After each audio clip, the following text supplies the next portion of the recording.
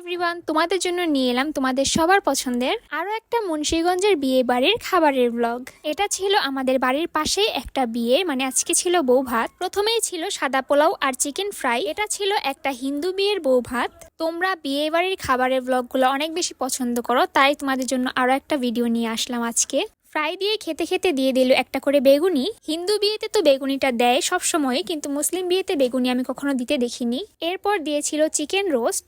বেগুনি বা ফ্রাই কোনোটাই আমার বেশি পছন্দ না, তাই আমি রোস্ট দিয়েই সবসময় খাই।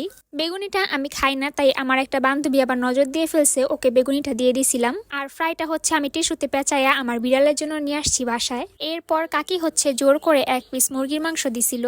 বিয়ে বাড়ি গিয়ে খাবারের ভিডিও করলে মানুষ এরকম ভাবে তাকায় থাকে, মনে হয় যে কি পাপ যেন করে ফেলতেছি আমি। কিন্তু যারা চিনে তারা আবার বলে যে তোমার ভিডিও আমরা সবসময় দেখি, অনেক বেশি ভাল লাগে। খাওয়া দাওয়ার পর হচ্ছে আমরা সবাই দই নিয়ে উঠে গেছিলাম, কারণ ওই জায়গায় অনেক মানুষ দাঁড়ায় ছিল আমাদের পরে খাইতে বসবে। তখন আবার আমার বান্ধবীদের সাথে দেখা হয়ে গেছিল, তাই দই খাইতেছিলাম দাঁড়ায় দাঁড়ায়, আর ওদের সবার জন্য ওয়েট করতেছিলাম।